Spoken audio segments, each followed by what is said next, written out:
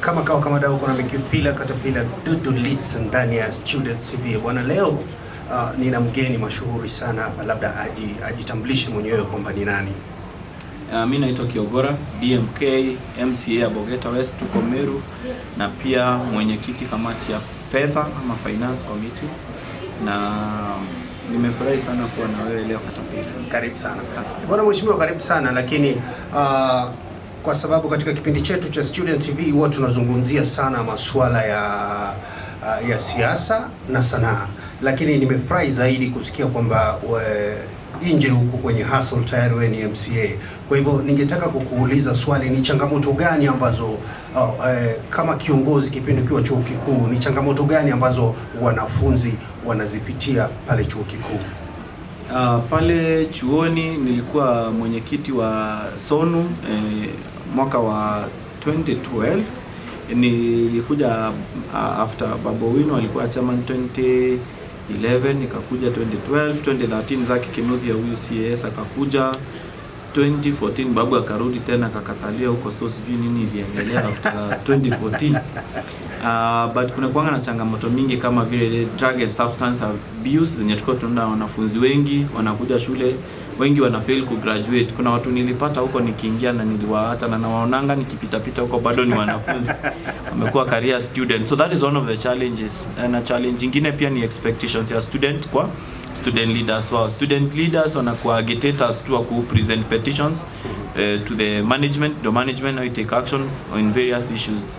Kulikuwa pia na challenges za security pale, na pia kuna pressure huku nje kwa viongozi wa siasa sasa kutaka ukue side zao, huyu anataka umsupport, yule anataka umsupport. But then you also tulikuwa voice of reason sana pale University of Nairobi, tukiwa mjini katikati tulikuwa tunamulikwa sana, na pia tunamulika masuala ambayo yalikuwa yanaendelea kwa nchi ya Kenya wakati huo. Okay. Labda kuna kitu ambacho Student TV ingetaka pia kujua kinagaubaga, kwamba ili swala la wewe kuwa kiongozi labda katika chuo kikuu cha Nairobi, je, ili kupatia amsha ya wewe kuja kuwa labda sasa hivi unasema kwamba wewe ni MCA, je, ule uongozi that aspiring kutoka chuo ndio ilikusababisha mpaka leo wewe umekuwa kiongozi au? Yeah, naweza sema hivyo kwa sababu university tunaitumia kama training ground ya leaders. Huko ndio una test your skills za campaign, za kumanage watu, za kuongea, pia kuwa na confidence mbele ya watu. University kuna influence kubwa sana na siasa hapo nje, unaua zina relate sana.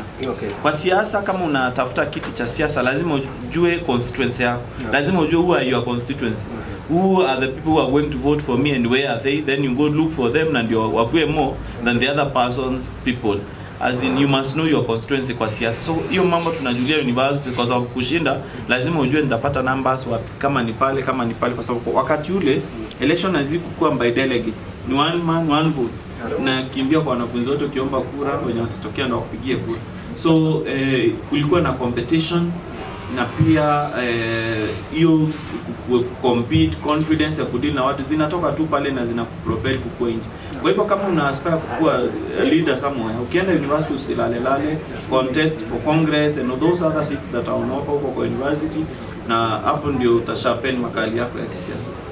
Lakini mwishoni kuna kitu ambacho kipindi ukiwa na session ya mafunzo hapa mbele, kuna kitu umekizungumzia sana kimenikuna akili zangu, kwamba kuna wanafunzi ambao wamemaliza vyuo vikuu wapo on streets wana fight, lakini nimeona kama umekuja na mfumo fulani ambao unakuwa ni wa msaada zaidi kwa hawa wanafunzi wetu ambao ni comrades, ambao ni alumni, kwamba wanaweza wakapata fursa ya kwenda ng'ambo. Kidogo tu labda kwa dakika moja ungeweza kumwambia huyu mtazamaji wa Student CV kwamba inahusiana na nini? Je, wale ambao hawakuweza kupata fursa ya kuhudhuria hafla hii, je, wanaweza wakajiungaje pia katika hiyo? Naweza nikasema ni kama ni kampuni, sielewa vizuri, labda utupe ufafanuzi.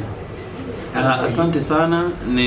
Kwa ufupi tunaweza ambia wanafunzi kama especially wale wako 4th year na wale wame graduate, unaweza enda tu kwa Facebook pale unaangalia Kiogora DMK, niko pale, you can inbox me, then nitakuelezea vile utapata zile nakala za program handbook ndio uweze kuelewa program yetu inahusu nini. Lakini ni program ambayo nilinuia kujitumia kusolve unemployment kwa young people na kuwatafutia opportunity huko America, especially the young bright Kenyans. We don't want to send everybody there, we need some others, but some of our bright we can send them there wapate some experience and exposure.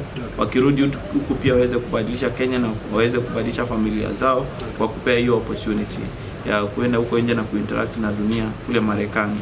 Kwa hiyo tuna ule mpango, tunajaribu ku solve the issues that students face when they are going to study in the United States, and na pia tunawasaidia wapate kazi wakimaliza masters waweze kupata kazi kwa IT industry kwa America. Okay. Labda kwa neno la mwisho, labda nikupatie nafasi ya upendeleo kwamba unawaambia nini wanafunzi ambao tayari wako mtaani. Neno la mwisho tu, yani labda unawaasa wafanye nini?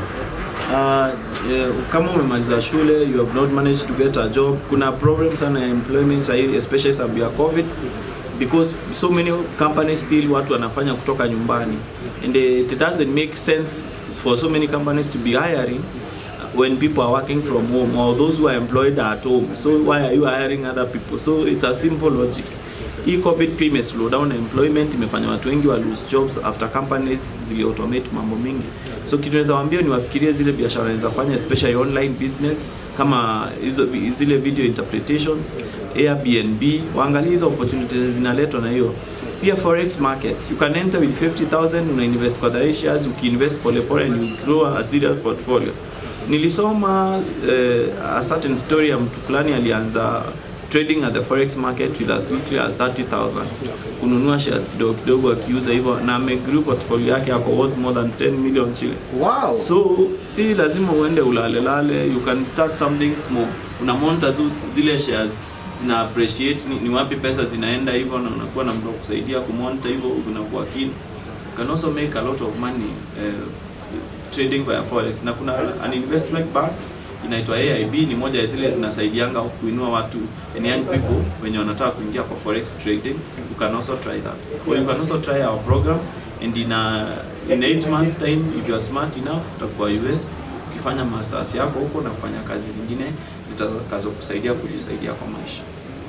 Bwana, kama ulivyosikia, kiukweli mimi ameni-inspire sana huyu DMK kwamba ni MCA lakini bado ana uchu na kufuatilia kwamba hawa wanafunzi maendeleo yao huko street na kuwaje. Kuna fursa kede wa kede kama ulivyosikia, amesema jaribu kufuatilia hizo barua pepe ambazo amezitaja ili uweze kujua kinagaubaga kwamba nini kinachozidi kujiri. Ulikuwa na mimi Cute, wananiita Katapila ndani ya Student TV nikiwa na kiongozi wangu MCA DMK. Watch sama Student TV. Watch Student TV. Karibu sana.